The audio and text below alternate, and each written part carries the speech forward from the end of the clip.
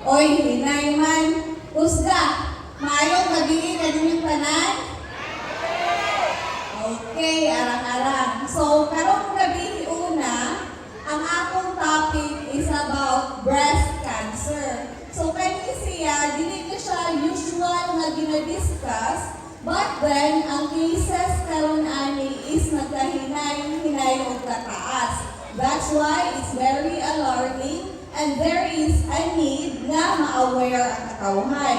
So, when we talk about breast cancer, I think hunang-hunahon sa mga lalaki diri nga gaon sa mapani, ano mo kinahanglan maminaw ani, di man ni para nako. Well, remember mga boys, you have a mother, you have a sister, and you may have a daughter. So, if wala sila kaanhiron dinhi, then it would be good if inyon silang suryaan pag-uli sa inyo.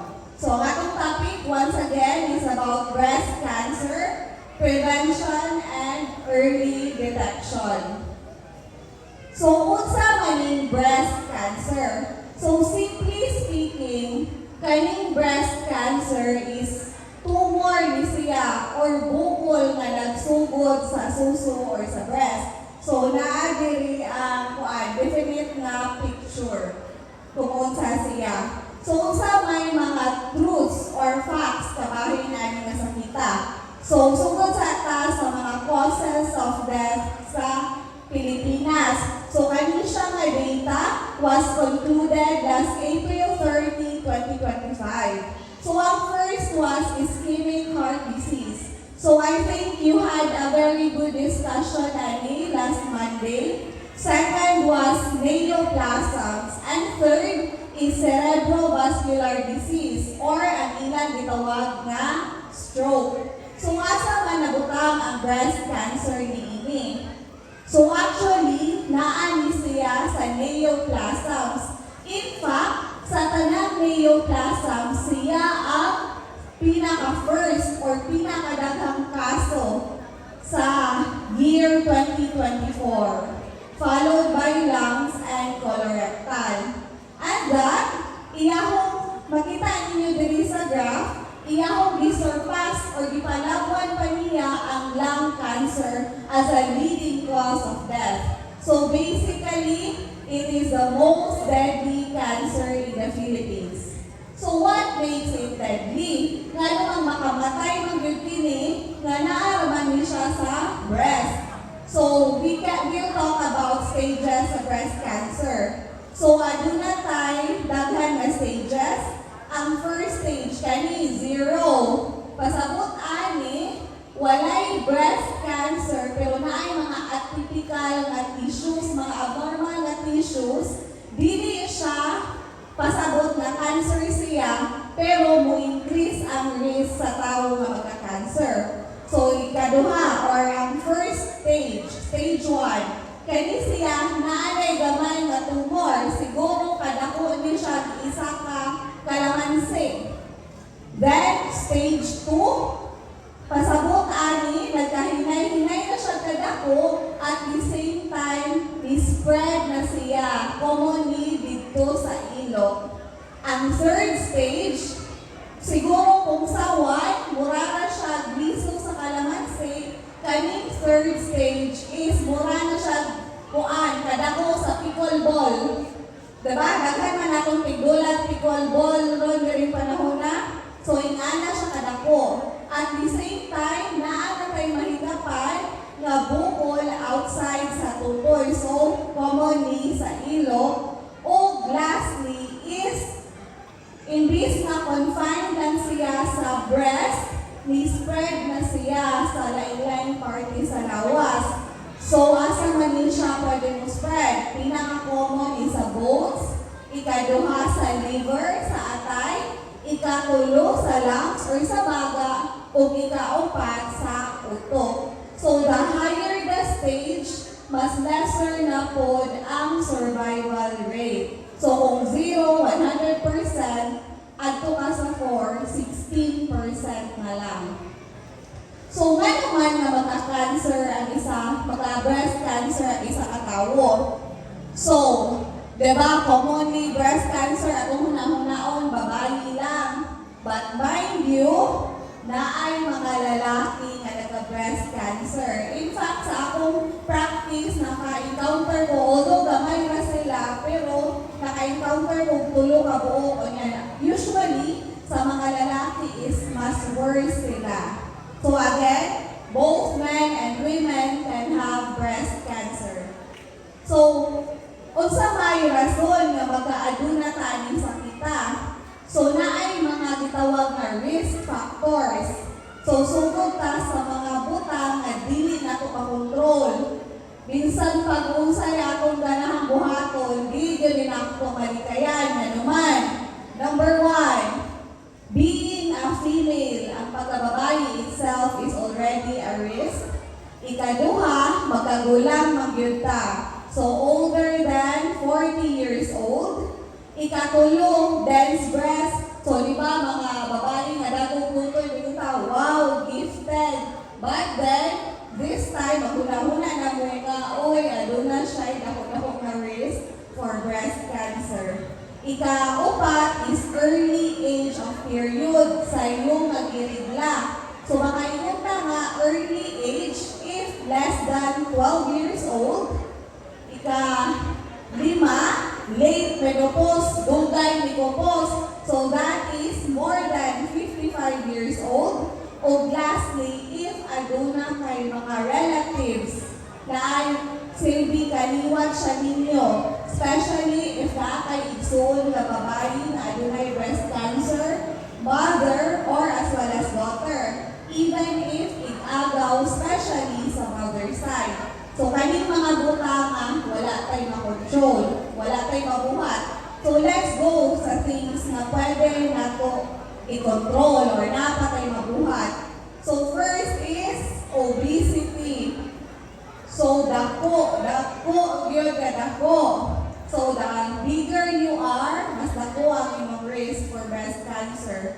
Sunod, ang pag-inom sa mga gibawal. So, kaning butang, it's bawal because it harms our health. So, kaning pag-inom o makahubo na ilimnon o saniya sa risgo at the same time ang paggamit o sigarilyo. Next is pregnancy. Uy, ngano mang risgo ning pagbuntis? Actually, ang pagbuntis itself, dili siya risgo. Mahimura siya risgo if, number 1, wala pa kay anak o niya na 30 na yung edad. Ikaduha, nabuntis tungod ka pero more than 30 years old. And lastly, nabuntis tungod ka less than 30 years old pero ang imong anak is preterm. Pasabot anak less than 9 months.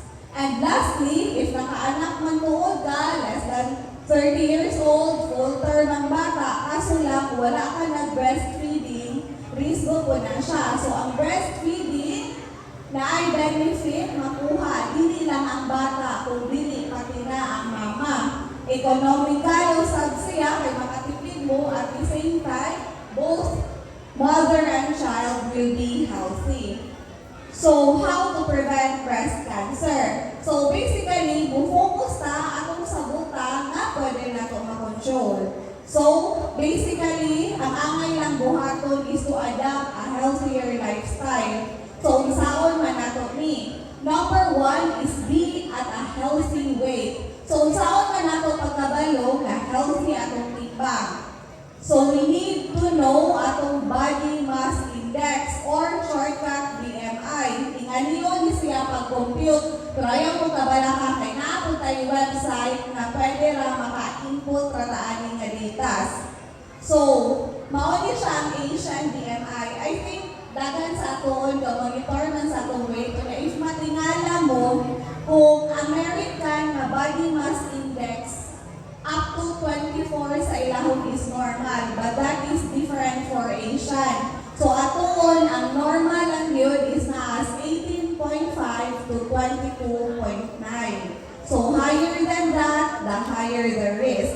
So if lisod niyo siya computon, aduna tayo website. Pwede na niyo siya i-search ninyo sa Google. So this is very simple. mo input lang mo sa inyong weight. So for example, kaning patient is 50 kilograms, iyahong height is 154 centimeters. So mo automatic ko na sila compute. So sa iyahong iyang BMI is within normal lang. So pwede na ninyo pagkitaon sa internet.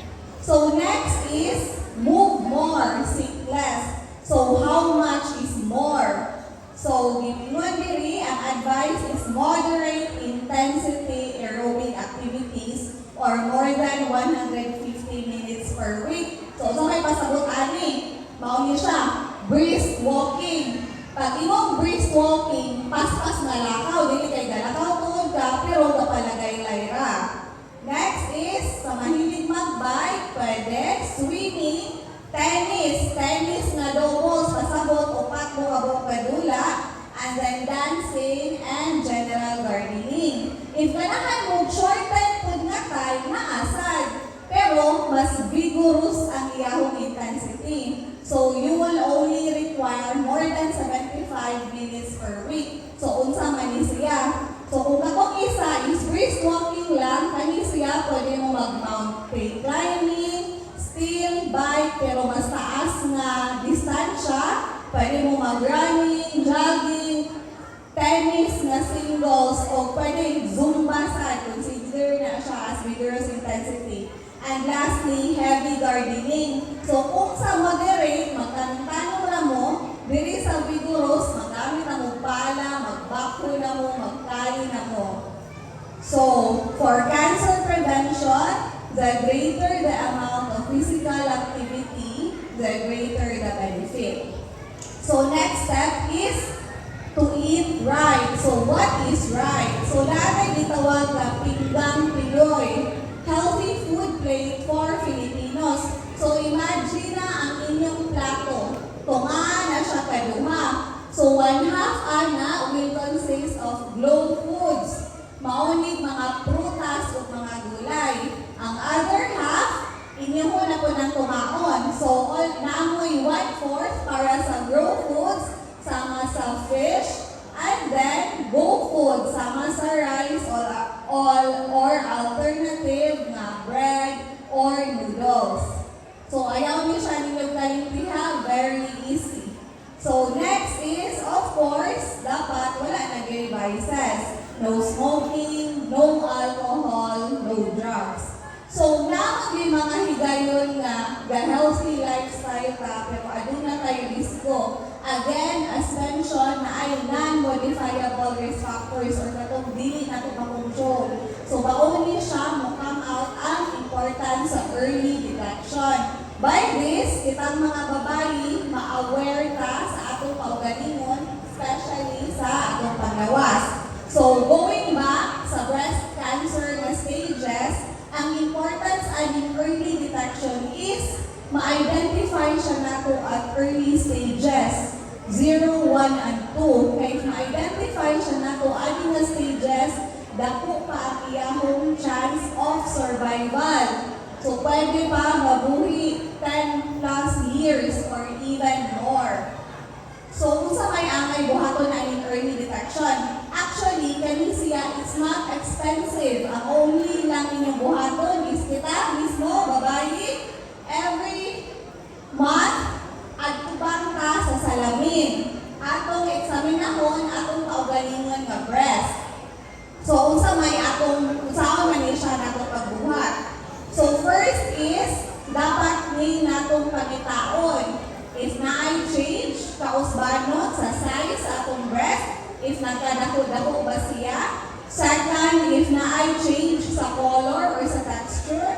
Third is, if naay mga discharge, yellow ba or bloody or dugo or nana nga discharge. Ikaapat is if retract inyong nipple, invert siya. Imbis magpagawas ang nipple, kasunod na naman siya. Ikalima is skin dimpling. So ang dimple, dili lang makitaan dapat sa baba. Kani siya na ay dimple. Literal na dimple na makitaan nyo sa breast. And lastly, if naakay makitaan o mahikapan na bukol. So how often man natong ginabuhat? So if wala pa tayo nag-menopause, dapat buhaton ni nato after sa atong regla, specifically 7 to 10 days. And if ni menopause na ta, at the same time or at the same day of each month. So like karon October 29 month. So mag-examine mo karong gabi after following month, November 29, re-examine again.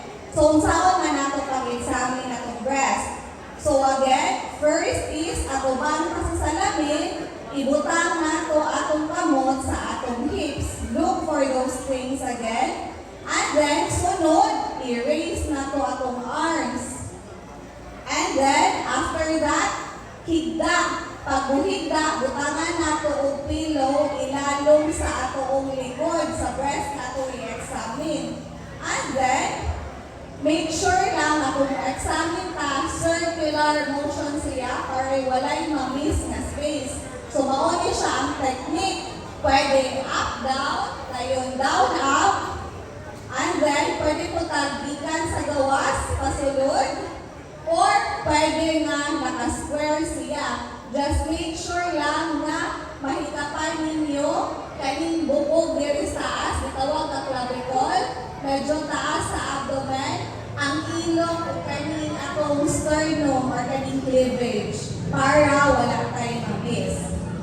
So, pwede po na siya natubuhaton while naligo ta.